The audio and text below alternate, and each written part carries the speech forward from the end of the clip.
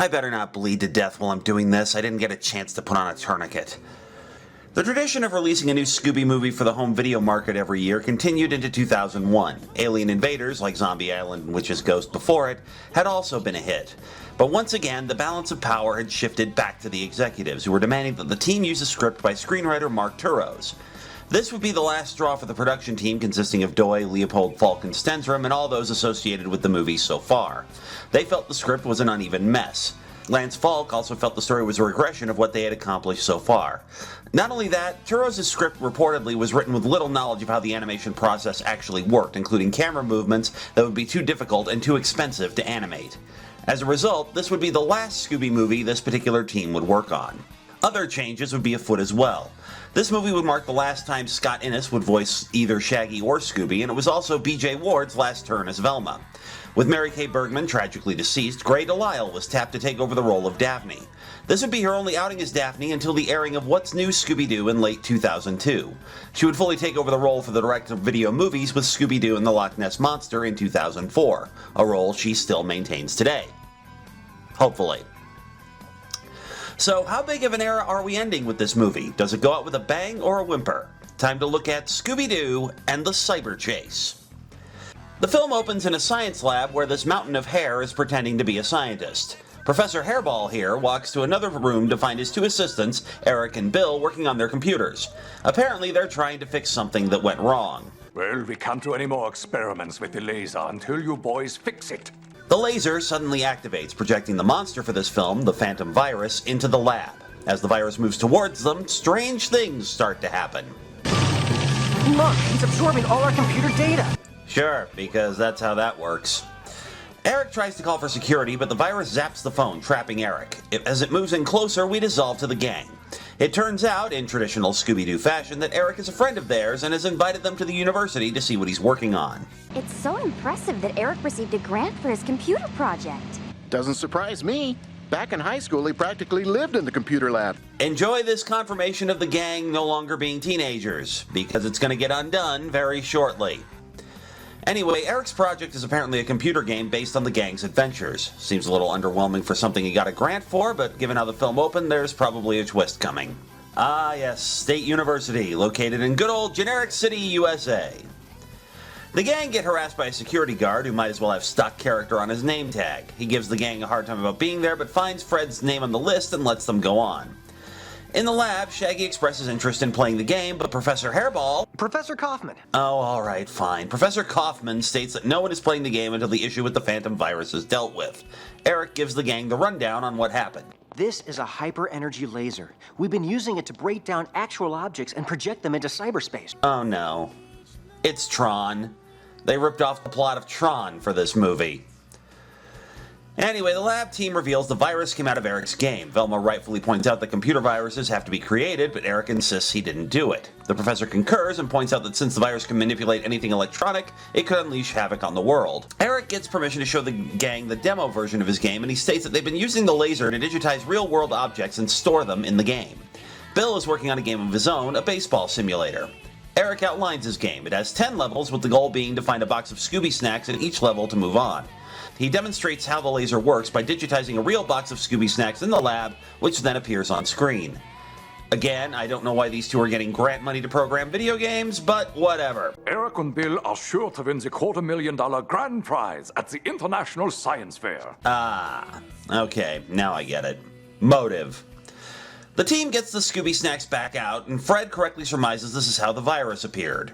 We then flash back to the previous night, where the professors discovered that the virus is vulnerable to magnetic forces, forcing it to run off. Eric asks the gang to lure the virus back to the lab so they can zap it back into the computer.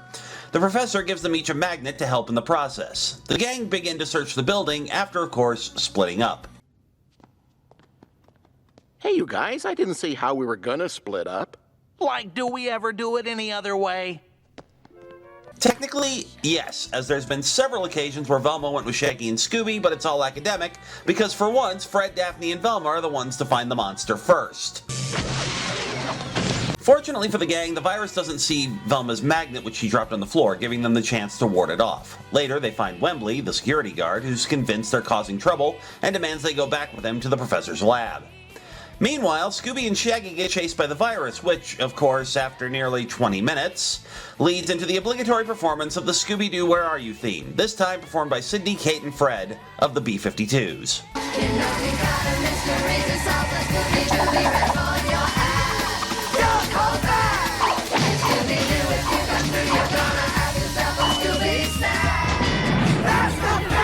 Not a bad cover, but the sequence itself isn't anything to write home about. Eventually, the main thrust of the movie gets underway when Shaggy and Scooby lure the virus back to the lab and someone activates the laser, sending the gang into Eric's game. Told you it was Tron. The lab team returns to see what's happened. Wembley tells them to just zap the gang back out again, but... The game doesn't work that way. It doesn't? We just saw you zap a box of Scooby Snacks in and back out again. But whatever, we'll roll with it. Basically, the gang has to get through all 10 levels to win the game and get back out. The first level is set on the moon, where Shaggy discovers that while they're in the game, they can get hurt. There's also another problem. Oh no! He must have gotten beamed into the game too. Sure, we'll roll with this too, even though we didn't actually see it, but okay. And this is where recapping this movie kind of suffers, because as the title indicates, this is a chase movie, which means in terms of actual plot, it gets kind of formulaic. Gang arrives in level, the phantom virus shows up with whatever enemies Eric programmed into the game, shenanigans happen, the gang finds the Scooby Snacks and moves on to the next level. Lather, rinse, repeat. Although they do make some discoveries during these initial levels. Let's play ball. Hey, what's this? What are these white lines for? Like it's chalk. Let me introduce you to the home team. How's this for a heavy hitter? And we get more Fred and Daphne's on-again, off-again romance. That was very brave, Freddy. Thanks. Following the gang's completion of the third level, we go into a montage covering levels 4 through 9 with the obligatory chase music.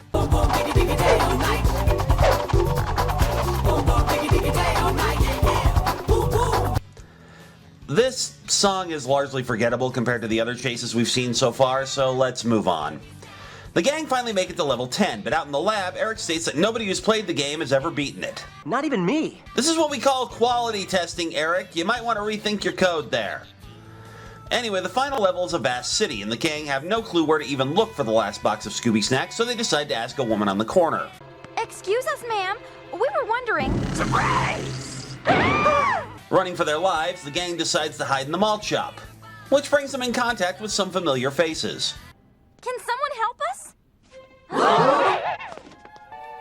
Did I really wear that years ago?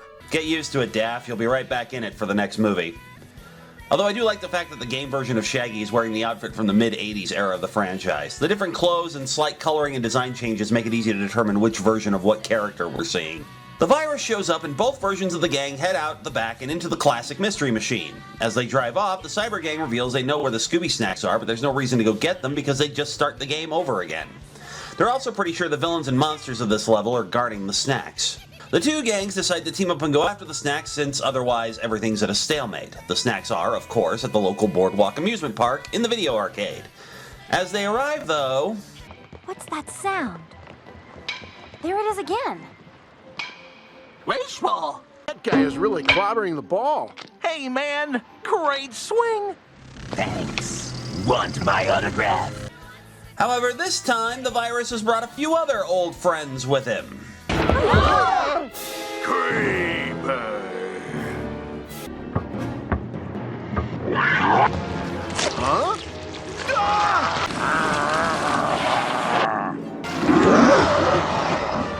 There's just one major difference between these monsters and the ones the gang faced in the past. He's real. That means that they're all real! The gang splits up with their counterparts, each pair dealing with one of the monsters. The Shaggies take on the Tar Monster, the Daphnes deal with the Creeper, the Freds find themselves on a roller coaster with Gator Ghoul, the Velmas go up against Old Iron Face, complete with both of them losing their glasses, which puts the Scoobies up against Jaguaro. After some initial slapstick, we get another music cue for another chase sequence.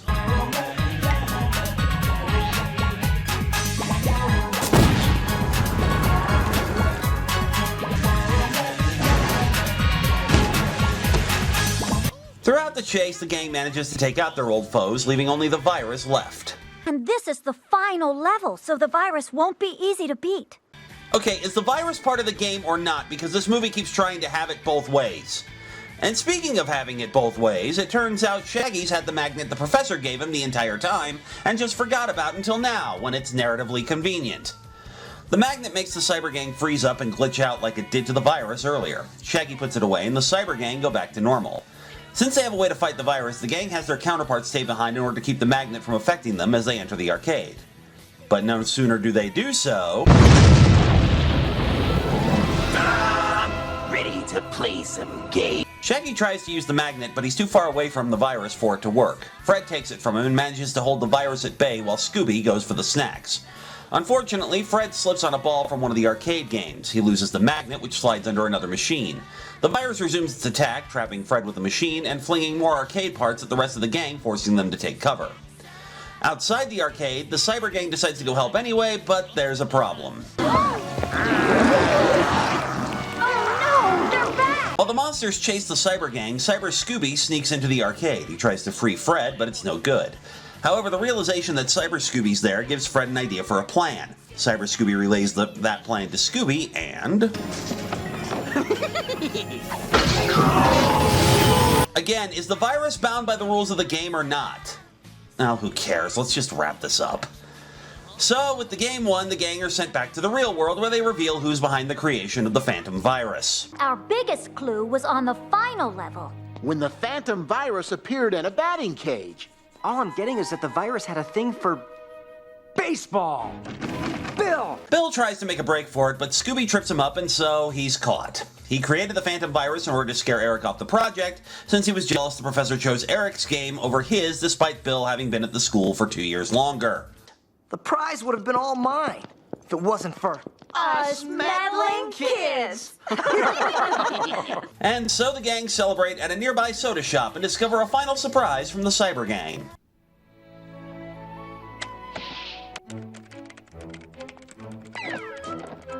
Now that's what I call hacking. Now, there is a post-credit sequence where the gang break the fourth wall and talk about their favorite places they shot the movie, but it's not particularly interesting, and it's basically kind of like a bonus feature you'd find on a DVD. Which is appropriate because this was the first of these movies that was initially released on DVD as well as on VHS. It was also the last Scooby-Doo project produced by William Hanna, as he passed away while the movie was in production. The film is dedicated to his memory. Scooby-Doo and the Cyber Chase is definitely the weakest of these first four films. The plot isn't much, the characterization is thinner than usual, and the two elements of the story, real monster and mystery, are literally kept in separate rooms in this movie. I get the idea was to take advantage of the growing proliferation of interest in the internet and computers that was happening at the time, but much like the Phantom Virus itself, it's not very substantial. I know there's a lot of people with fond memories of this movie, but in my honest opinion, you'd be better served watching one of the other three from this era. And so, it's time to log off until the next of the 30-plus films of Scooby-Doo. Scooby-Dooby-Doo!